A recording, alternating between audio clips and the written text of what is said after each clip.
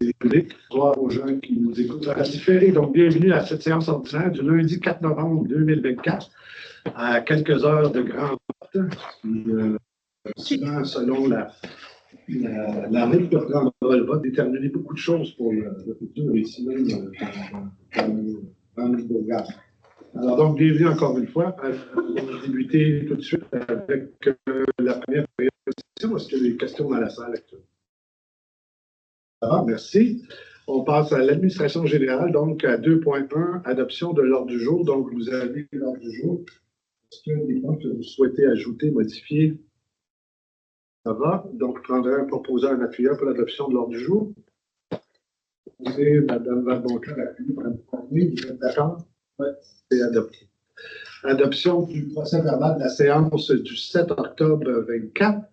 Donc, vous avez eu le procès verbal. Est-ce qu'il y a des corrections, des modifications à faire? Ça va. Donc, encore une fois, un proposeur, un appuyeur pour l'adoption du procès verbal. M. Berthiaume, appuyé. Mme Valboncoeur, tout le monde d'accord? C'est adopté. On poursuit avec l'adoption des comptes et l'engagement de crédit. Alors, donc, vous avez la liste qui est là.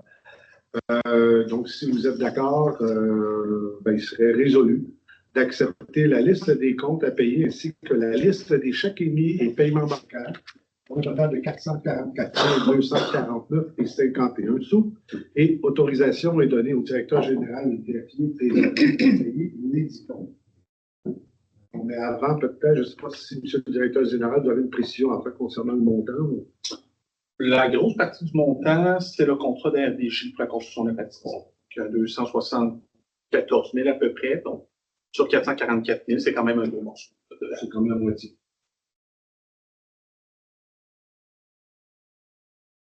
Est-ce que je propose l'adoption du M. Raymond appuyé, M. Vézina, tout le monde d'accord? Alors, poursuivons avec 2.4, rapport sur les plaintes. Nous avons eu au mois de septembre une plainte qui concerne un chien en liberté. Alors, cette plainte-là est pour tout ce qui est la gestion des animaux domestiques que nous connaissons ici à la municipalité. Est-ce que vous avez des questions sur...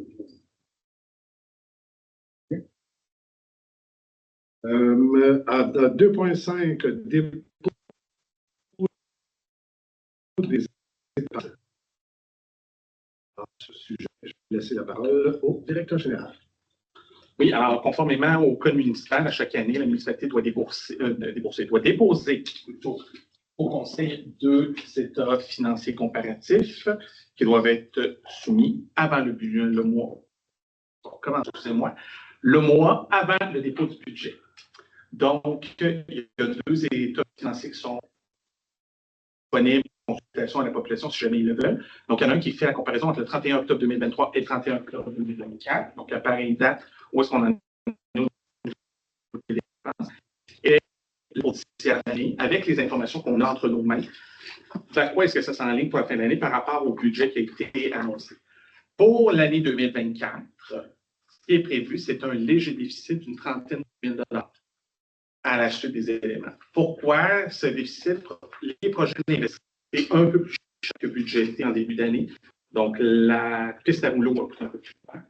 La façon ouverte qu'on a reçu. Donc, c'est ce qui explique le petit déficit qu'on a pour cette année. Cela étant dit, avec un surplus accumulé de 704 000 selon nos derniers livres comptables, on devrait être capable de l'absorber sans trop de problème pour l'année 2020.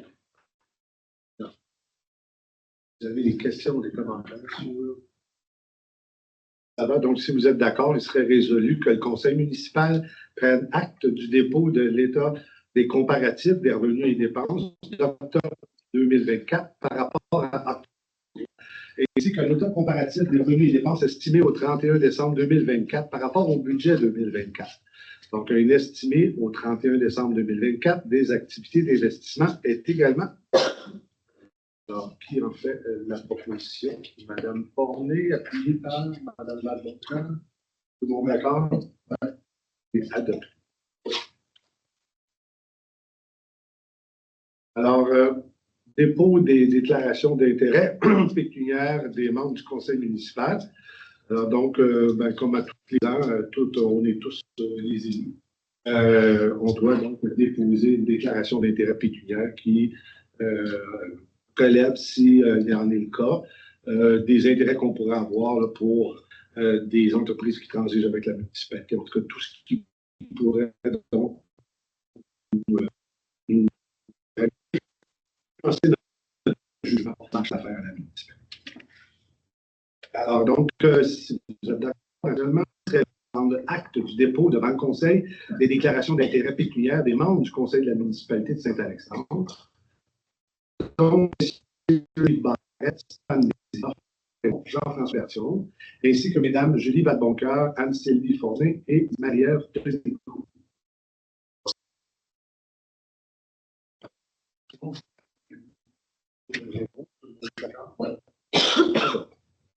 Je comprends que tout le monde a déposé sa déclaration.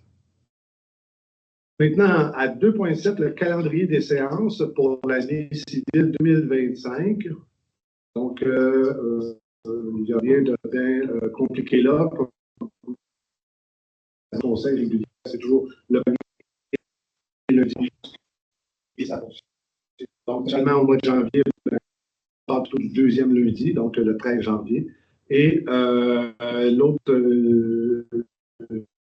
précision, c'est en octobre, le 2 octobre, donc avant le premier lundi, à cause de la dissolution des conseils municipaux à travers le système électoral.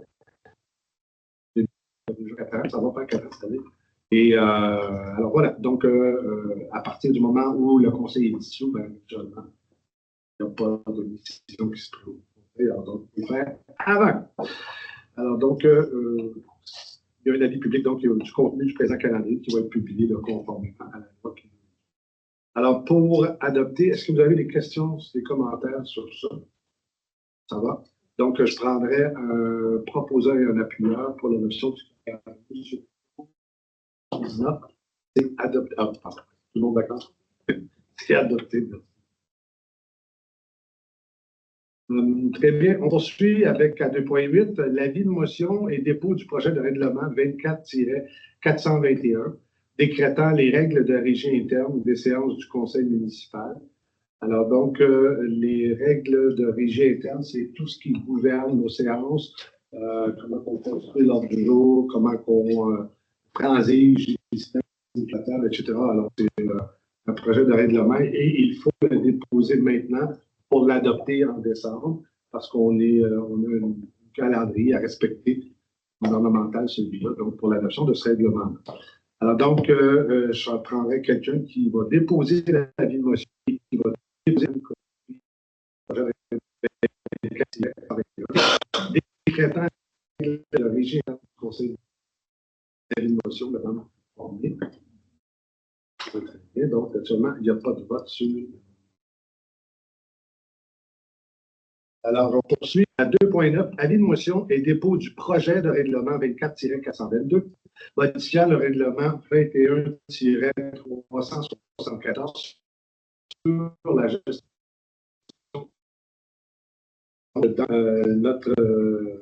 notre règlement. La modification est à l'effet, encore une fois, de favoriser l'achat local, donc de faire en sorte que, en tout temps, lorsque la gestion des contrats se fait, donc on ne transige pas ailleurs, mais qu'on encourage tout ce qui est local en termes de services, de produits, etc. pour la municipalité. Alors donc, cet avis de motion-là serait donné et on va adopter le règlement à la prochaine séance du Conseil. Alors donc, dépose la motion. Monsieur, une question, c'est local ou québécois? Local, québécois. D'accord. Et dans le fond, la loi mentionne que les municipalités doivent adopter une modification au règlement de gestion contractuelle afin de mettre des mesures pour favoriser l'achat d'entreprises basées au Québec ou au Canada. Ça va.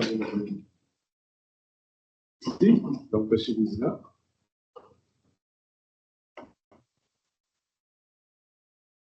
Très bien. À 2.10, le plan triennal de répartition et de destination des immeubles. Donc, ça concerne le centre de services scolaires, donc notre école ici à Saint-Alexandre. Alors, donc, vous avez là le plan triennal des utilisations des immeubles qu'il va avoir.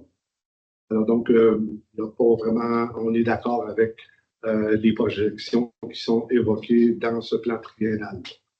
Donc, si vous êtes d'accord encore ou pas, on serait résolu d'accepter le plan triennal de répartition et de destination des immeubles pour les années 25-26, 26-27 et 27-28 du centre de service scolaire des Hauts-Triers. Si vous êtes d'accord, M. Bâtillon, on appuie page. Madame Badon-Caro. Tout le monde d'accord, c'est ça. Est-ce que vous avez des questions sur ce point-là? Commentaire, ça va, merci. On poursuit avec, en sécurité publique, le service de sécurité incendie, le rapport, et si monsieur... Bonsoir tout le monde. Alors, pour le mois d'octobre, on a eu les évacuations du CPE, de l'école et de l'OMH. Oui, alors tout s'est bien déroulé. Les temps ont été quasiment records cette année dans les évacuations. Puis le personnel de l'hôtel de ville nous appuie bien dans l'évacuation du CPE parce que le point de rassemblement. Ensuite, on a eu 4 appels incendie. Sur les 4 appels, il y a 3 entraides à l'extérieur de la municipalité et on a eu 3 appels payeurs. En plus, on a eu des maintiens de compétences là, pour ce qui est du niveau du payeur.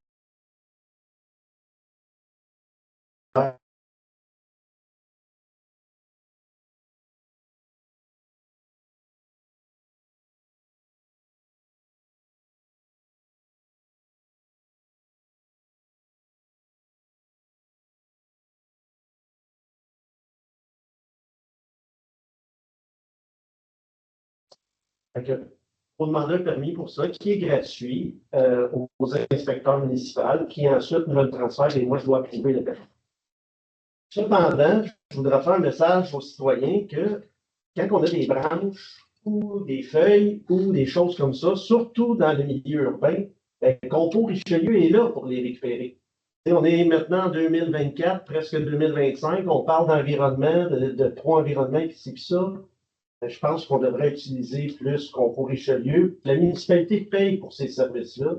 Les feuilles, ça se composte, les branches, les chips, ils font du pays. Puis on aura peut-être une réflexion municipale à y avoir, peut-être offrir de quoi dans ce sens-là, un service de proximité, mais on verra. Mais tout ça dit, on va toujours donner des permis de feu à ciel ouvert quand même, mais j'aimerais privilégier Compo Richelieu, que les gens privilégient Compo Richelieu. Puis en plus, c'est gratuit. Les gens ont droit à 2 remorques 4 par 8 par année chacun, que ce soit d'ordures, déchets ou de feuilles, branches, qu'on ainsi. Il n'y a pas de limitation pour les branches. Oui, pour les branches, il n'y a pas de limitation, effectivement. Avec l'usine de compost qui fonctionne actuellement, du compost, il s'en produit actuellement dans des grands volumes. Et puis, c'est juste gagnant, comme vous le dites, pour les citoyens, pour tout le monde, parce que ça nous fait du compost après ça qu'on peut utiliser partout là où il en rentre, les jardins, les potagers, les plates-bandes, l'agriculture, tout ça. Alors donc, c'est un investissement, c'est ce que je dis. D'envoyer ça à Compo Richelieu ou encore sur les terres agricoles, chez les agriculteurs qui veulent bien le savoir. Parce que c'est encore la matière organique là, qui peut être incorporée au sol.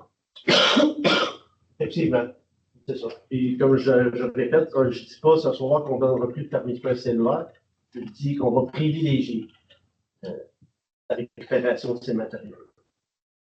Petit commentaire, on a le bac brun aussi, là, tu mets ça là-dedans. Là. Absolument. C'est fait pour ça. Absolument.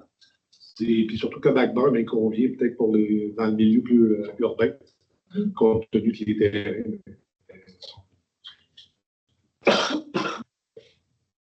Il y a des questions, des commentaires sur le rapport. Ça complète, M. Bradard? Oui, ça complète, merci. Donc, on poursuit à 3.2, dont à l'Association des pompiers de Saint-Alexandre.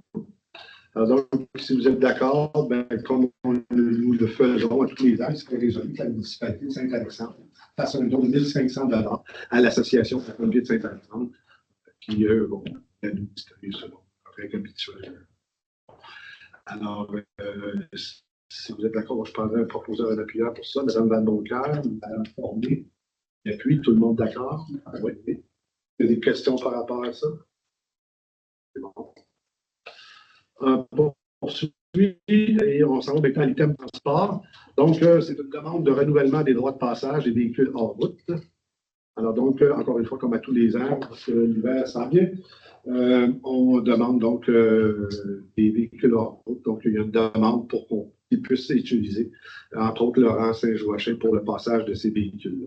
Alors, si vous êtes d'accord, donc, il serait résolu d'accepter le renouvellement de circulation des véhicules hors route du Club riverain VT sur le rang Saint-Joachim pour la saison 24-25. Monsieur Simon m'appuyer, monsieur Raymond. Tout le monde d'accord? Oui. Adopté. Je pense qu'il n'y a pas de grande question. Ah bon. Ça. À 4.2, remplacement de la borne de recharge électrique. Alors, à Saint-Alexandre, nous avons une borne de recharge électrique qui est située, comme vous le savez, au pavillon. Et cette borne-là, comme on dit, elle a mouru. Alors, donc, il faut la changer et on va en profiter pour remettre, mettons, la technologie peut-être un petit peu plus à jour, vu que c'était parmi les premières bornes qui ont été installées. Alors, le temps, en fait, d'autres modèles plus intéressants. Monsieur. Mais je me demande si, tant qu'à y être, on ne devrait peut-être pas utiliser une borne double. S'il y en a une qui brise, ben, il y en a un autre.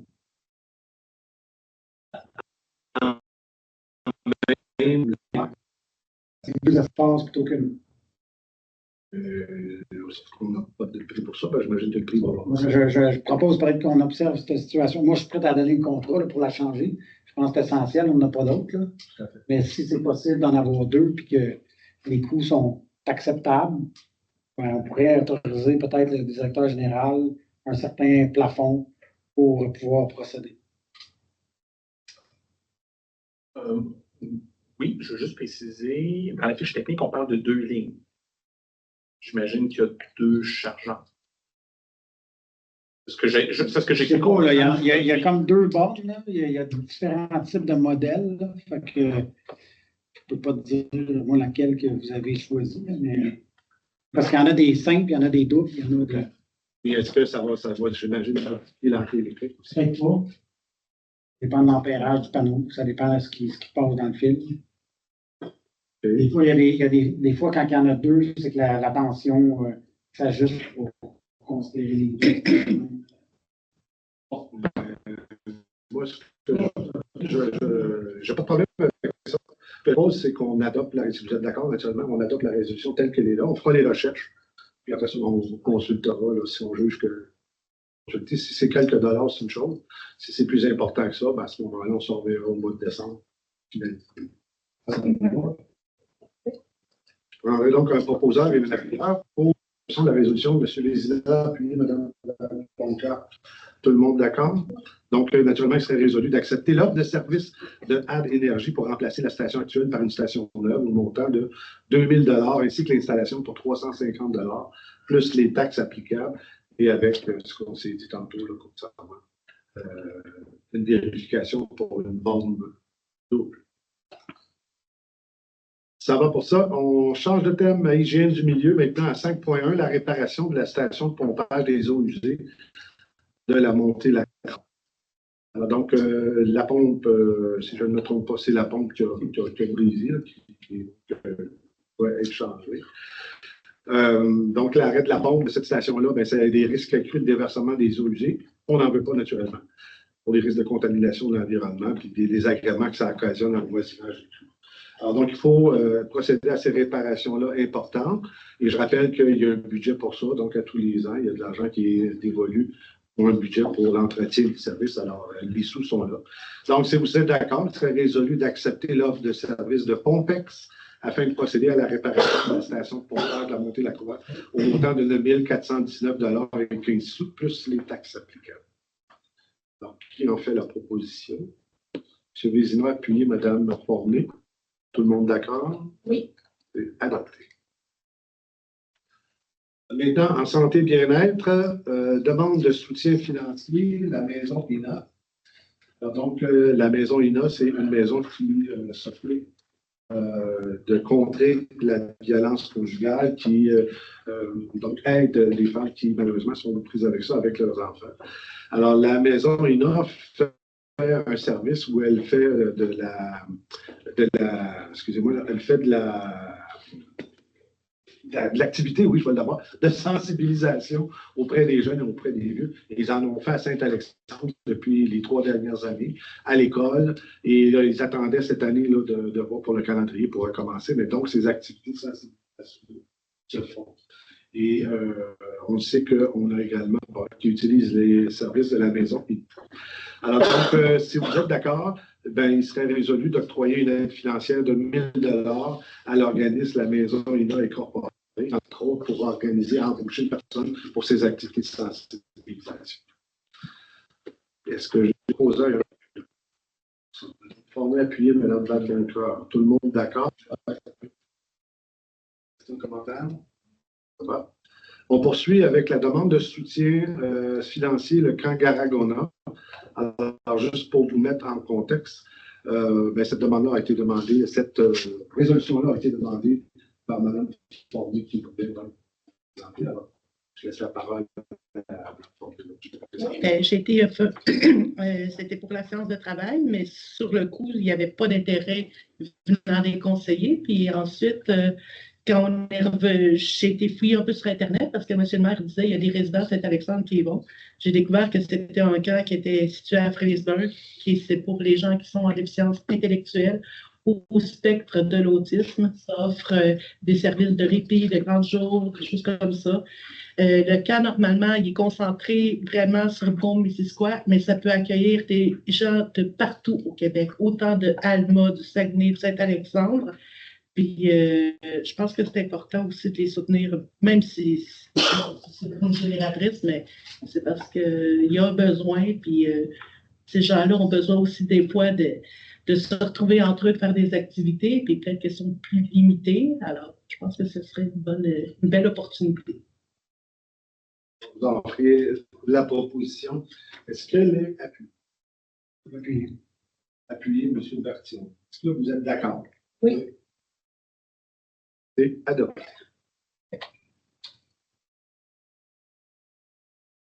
On poursuit maintenant au point 7, donc à 7.1, un service de l'urbanisme, le rapport. Donc, ce mois-ci, au niveau des permis, on a mis 28 permis pour une valeur de 219 390 et un montant de 715 $. Légère diminution au niveau des émissions de permis, du fait qu'on arrive dans les temps froids, donc les travaux extérieurs pendant en avoir moins à ce temps-ci de l'année. Effectivement, on a eu plusieurs permis de roulage qui sont sortis ce mois-ci, donc j'avais prévu en parler, mais je pense que Benoît a déjà fait le tour là, par rapport à cette situation-là. Donc, nous, quand on se fait faire une demande pour un permis de roulage, on offre l'option de peut-être se diriger plus vers le concours que d'aller vers le brûlage. C'est sûr que les permis de roulage demandent des distances qui sont assez élevées. Donc, en milieu urbain, c'est pratiquement impossible d'avoir un permis de brûlage pour des raisons de distance sécuritaire au niveau de la réglementation. Donc, la majorité des permis de brûlage sont en zone agricole. Ensuite de ça, au niveau des autres permis, bon, principalement des permis de rénovation, renouvellement de permis parce qu'on a envoyé beaucoup de permis à l'évaluation, donc automatiquement, il y a des permis que les travaux n'étaient pas terminés, donc on émet des renouvellements. Pour la suite, ce mois-ci, on continue notre tournée des bonhommes à eau, donc on localise l'ensemble des entrées de service des maisons en milieu urbain pour les répertorier. Puis aussi, on va faire la tournée des compteurs d'eau. Donc, ne surprenez-vous pas si vous nous voyez sur le terrain en train de prendre les lectures. C'est que ça se passe moi aussi. Donc, ça me semble de mon rapport. Si, est-ce que, moi, j'ai une question. Vous en êtes rendu à peu près où dans l'opération repérage des bonhommes à eau? Ça avance tranquillement, mais sûrement. C'est pratiquement terminé. La section de la grande ligne entre le puits et le village, il y a certaines propriétés qui sont desservies, donc ceux-là sont faits. On a fait aussi Matisse, DOD est fait, Donc, ça avance tranquillement pas vite. Il reste des rues qui sont relativement longues et majeures, mais c'est un à la fois, puis ils ne sont pas tout le temps situés où on le croyait. Donc, ça demande un petit peu plus de temps. Mais ça va nous sauver du temps sur le terme parce que justement, on va les avoir vraiment répertoriés avec des distances, des photos. Donc, quand on va avoir une situation d'urgence, par exemple, un bris à l'intérieur d'un bâtiment, puis la personne va nous demander de fermer l'entrée de service, ça va être beaucoup plus facile pour nous de la localiser rapidement puis de pouvoir régler la situation plus adéquatement. Surtout sous la règle. Merci. Est-ce que vous avez des questions, des commentaires? Merci, Carl. Bon, à 7.2, l'adoption du règlement 24-420 relatif au projet particulier de construction, de modification et d'occupation d'un immeuble, le PPC-MOA. Donc, c'est un outil urbanistique que la municipalité, si vous l'adoptez, va se donner pour être capable d'assujettir un projet dans le contexte dans lequel il se situe et qui peut être des forces dérogatoires pour des éléments. Alors, donc, ce projet-là a été soumis à le public et ben, on n'a pas eu de commentaires particuliers. Alors, donc, si ça va, ben, on irait avec l'adoption du règlement 24-420. Alors, donc, proposer que M. Raymond appuie, M. Lévy. Vous êtes d'accord? Oui. C'est adopté.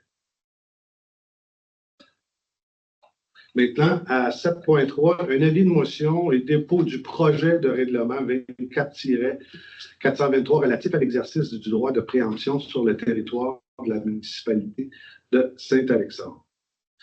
Donc, c'est un avis de motion.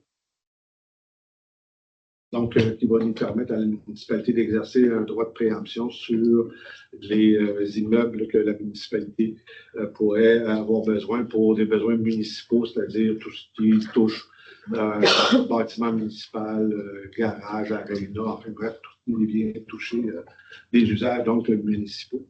Je rappelle que si vous l'adoptez, dès qu'on va l'avoir adopté, naturellement, c'est le droit se fait sur le territoire de Saint-Alexandre, mais si la municipalité va de l'avant avec un projet particulier, à ce moment-là, ça prend une résolution dûment adoptée par le Conseil pour cibler l'endroit où on est.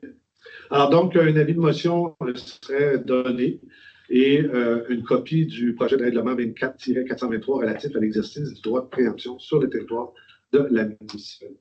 Qui propose M. Action? Encore une fois, il n'y a pas de vote là-dessus.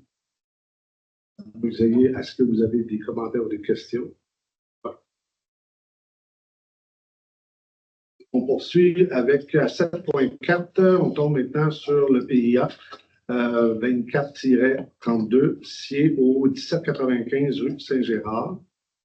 Alors, donc, c'est une demande qui a été étudiée au CCU.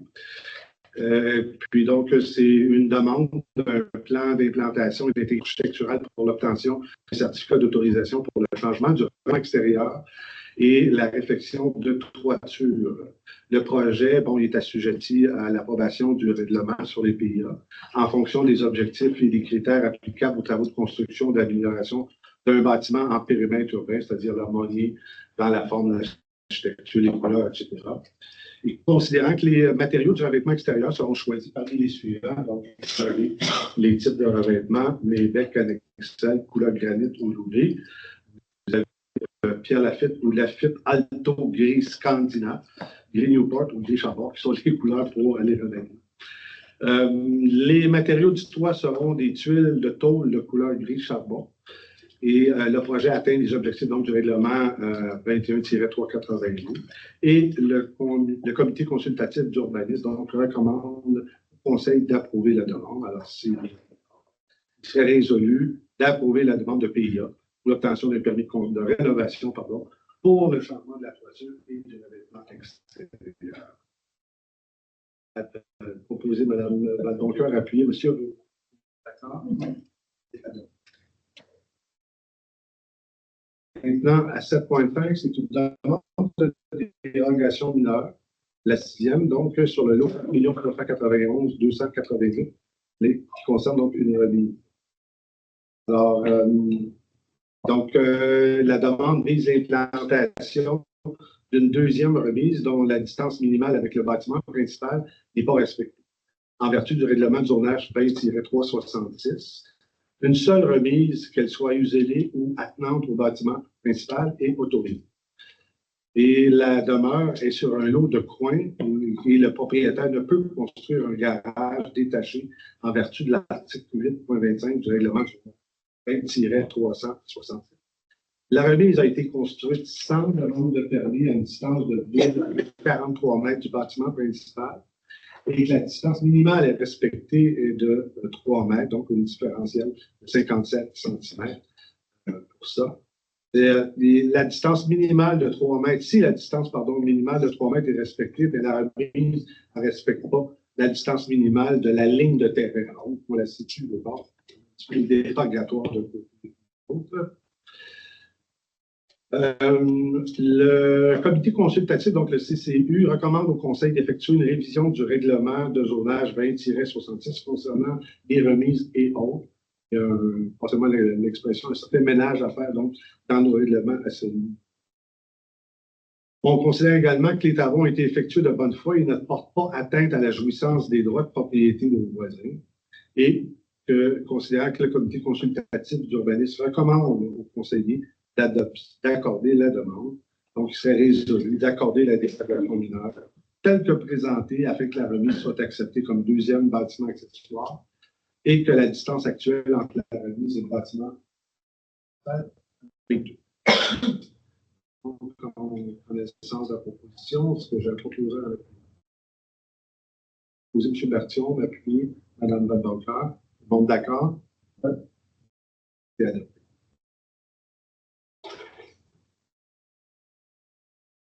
Maintenant, à 7.6, planification des besoins d'espace en 25 et jusqu'à 35 au centre de services scolaires de Haute-Rivière. Donc, c'est une projection de la population future de Saint-Alexandre qui va aider à la planification des immeubles et des espaces pour le centre de services scolaires.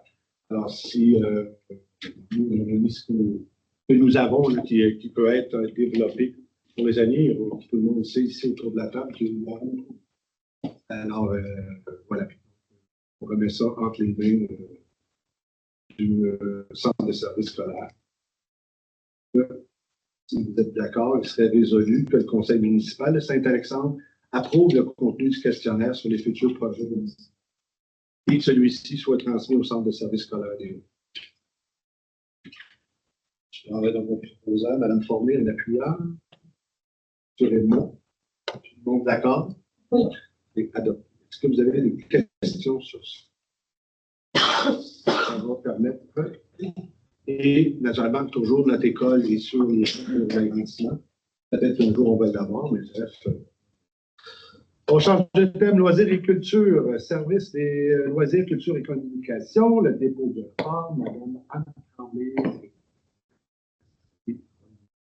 Bonsoir. Donc, le mois de quand même assez occupé en termes d'activités de loisirs. Donc,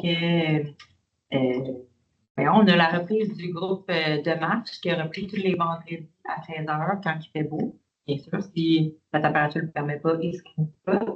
Et donc, tous les citoyens sont les bienvenus à participer. Tout âge, les chiens sont permis tant qu'ils sont en laisse, les poussettes aussi. Sinon, la semaine dernière, c'était l'Halloween. On a fait la distribution de bonbons en collaboration avec le service de sécurité incendie. On a aussi fait du jus de pomme et de l'eau qui a été aussi très apprécié. Un bon taux d'achalandage. Quand j'ai parlé avec Benoît, il me racontait aussi que présence plus de piétonnes cette année. Donc, avec la température très clémente, c'est pas encore mieux. Il y a mais il y a moins de personnes qui ont dormi dans la voiture. Non, mais on planifie les prochaines activités à venir. Donc, ce vendredi, c'est la deuxième soirée pour les ados avec du tatouage aîné, des jeux d'arcade. On a la soirée casino qui va être le 23 novembre. Donc, on finalise les détails pour ces activités-là, mais tout est pas mal all set. Puis sinon, on a nos différents organismes, Espace Famille, qui font leur rencontre à toutes les 2 semaines au Papillon. L'Association des loisirs qui a aussi fait des activités pour l'Halloween. L'âge d'or qui a recommencé ses danses. On a eu une heure du compte spéciale pour l'Halloween le 30 octobre. Donc, ça faisait un petit bout qu'on n'avait pas fait l'activité de l'heure du compte. Et là, c'était en collaboration avec l'organisme Blanche qui est à Saint-Jean. Puis, on avait une dizaine d'enfants. Les âges, ça variait de 8 mois à 10 ans. Des familles qu'on n'avait jamais vues dans des activités qu'on avait organisées. Donc, une belle réaction. Ça. Non, au niveau des communications, Maxime et moi, on a suivi des formations sur la gestion des communications en mesure d'urgence. Donc, on continue de peaufiner l'apprentissage à ce niveau-là. Puis, comme ça fait le tour. Puis, à venir au mois de novembre, on a quand même plusieurs activités aussi qui s'en viennent. Là. Donc, j'ai déjà mentionné la soirée ado. On a la grande semaine des tout-petits qui s'en vient du 18 au 24 novembre. Des activités de cuisine avec le centre de femmes aussi. La collecte de sang le 26 novembre. La mignolée le 30 novembre. Marché féerique de l'école. Ça va être un mois de novembre aussi bien occupé. Donc, ça fait pas mal de tour pour le département. Merci. Est-ce qu'il y a des questions, des commentaires? Moi, j'en ai. Qu'est-ce qui est arrivé avec le croque-livre? On entend parler des réseaux sociaux. OK. Bien, dans le fond, les croque-livres, j'ai posé la question à notre responsable de la bibliothèque, Régent Mercier. Donc, on a donné à Contrat la réparation des livres. Donc, c'est un entrepreneur qui fait ça à temps perdu, si je peux dire, qui nous fait ça gratuitement avec des matériaux. Comme c'est un contracteur, il y a eu d'autres contrats qui sont plus payants que la municipalité, malheureusement. Donc, c'est ça qui a passé de l'avant. J'ai bien envoyé un message aujourd'hui à Régent pour savoir justement qu'est-ce qu'il y en était des nouvelles, parce que oui, ça se fait. Puis on s'en est parlé un petit peu aujourd'hui, M. le maire. Et puis, on a des citoyens qui se posent des questions aussi sur nos réseaux sociaux. Donc, en mesure de leur répondre prochainement. Là. Nous aussi, on le voit, nous, du bureau. Les gens, les jeunes après l'école, ils s'arrêtent, les familles. Donc, c'est le fun de savoir aussi qu'ils sont utilisés. Les gens, ils s'ennuient des croque-livres, donc qui tiennent à savoir ils sont où. Soyez assurés que quand on va les revoir, on va mettre l'information, mais je n'ai pas plus de détails, malheureusement, pour le moment, de leur date de retour. Là. Je ne sais pas si ça répond à votre question. Oui, très bien.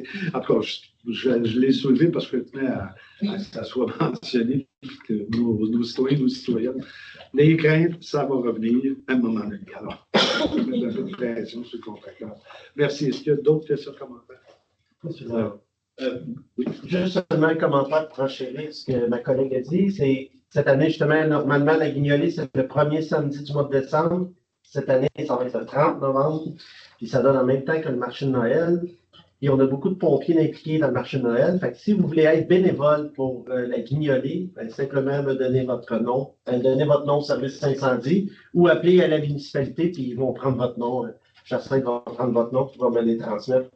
Parce que j'ai quand même une dizaine de pompiers là, qui normalement passent la guignolée, qui là, vont être au marché de Noël. J'ai un petit point là-dessus, moi, en fait, j'ai une préoccupation. Je le sais que ça a été décidé probablement pas par vous, là, mais comme la municipalité de Saint-Alexandre est quand même très impliquée avec les pompiers, avec vous, ce que vous faites, je me demande s'ils ne pourraient pas peut-être passer la guignolée la semaine d'après. C'est quand même logique, à mon sens. Surtout qu'on contribue énormément. Puis, il y a beaucoup de gens qui ont des préoccupations par rapport au marché de Noël et la guignolée. Par expérience, dans le passé, ça c'est déjà arrivé qu'on soit en même temps. Oui, pour le bénévolat, j'avoue que ça nous cause un petit problème logistique, mais moi, je pense qu'on est capable de le régler. Mais point de vue denrées et donations, au contraire, la fameuse année record qu'on a eue, on est en même temps que le marché de Noël. Mais. On peut voir à changer cette date-là. C'est parce qu'il n'y a pas juste nous, Saint-Alexandre, qui ne pouvait pas. Il y avait le service incendie qui ne pouvait pas. Là, nous, le 6 décembre, le 7 de décembre, je ne me rappelle plus la date, là, mais la première fin de semaine de décembre, on ne pouvait pas, mais il y avait aussi Sabrevoix, puis il y avait aussi une autre municipalité. Puis le centre d'entraide, eux, ils ont décidé de faire ça une semaine plus tôt parce que ça leur donne plus de temps pour faire les paniers, parce que surtout cette année, ils ont une plus grande demande de paniers. Puis là, ça les emmenait serrés pour faire le panier de Noël. Oui. Il Dans le PDK, peut-être qu'on pourrait proposer à nos marchands de dans ce une boîte pour recevoir les denrées. Que les qui vont au marché de Noël amènent une canne puis la mettent dans la boîte. Ben oui. Ce serait peut-être ça la solution, finalement. Ouais. C'est pas une mauvaise idée, ça.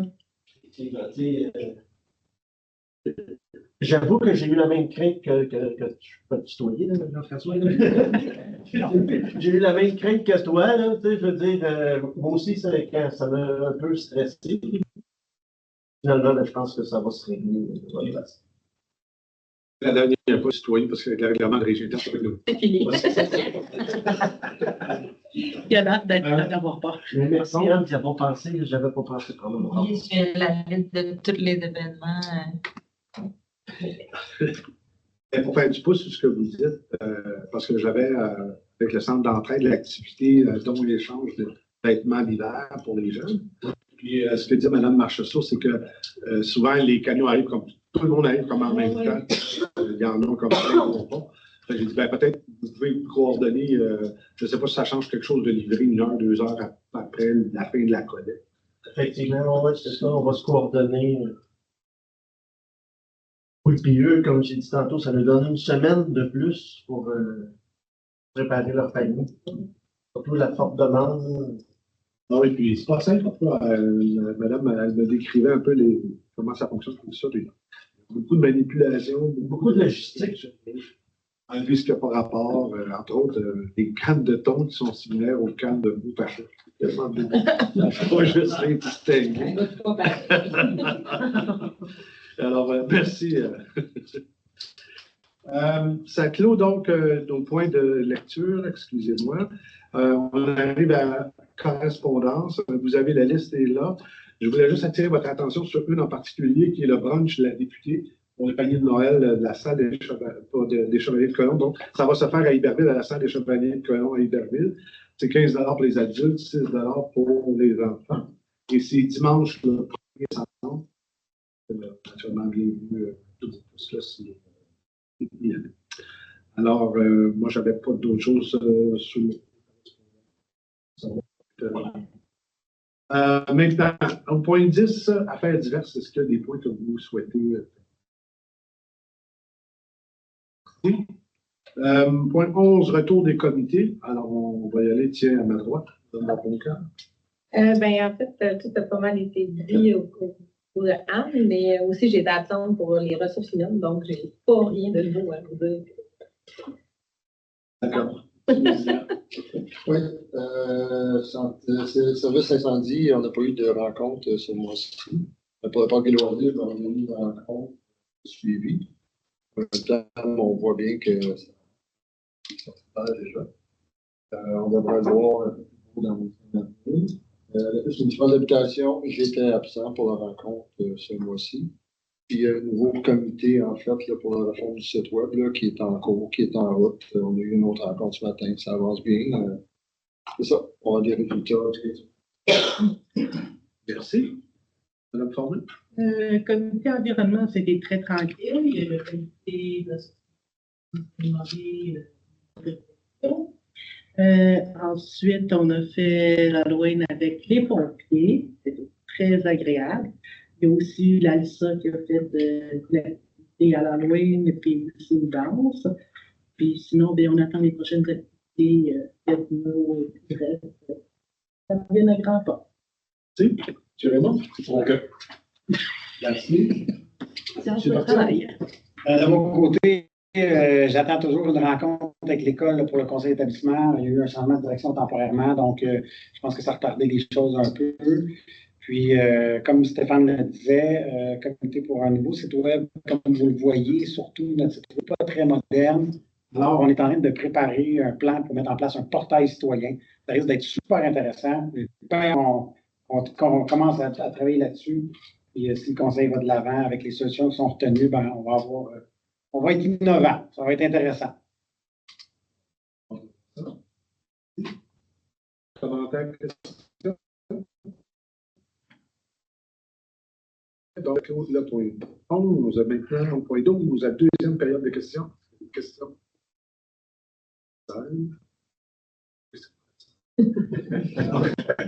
Merci. Et, Passons au point 13, qui est la clôture de la séance. Alors, qui en fait, M. Raymond? Donc, merci de votre présence, merci de votre travail, tout le monde. Ça avance bien, c'est Alexandre, c'est une belle. C'est grâce à tout des décisions à prendre, puis de la présence au conseil, etc. Alors, et puis, vraiment, vous avez des belles activités. Alors, bonne fin de soirée, tout le monde.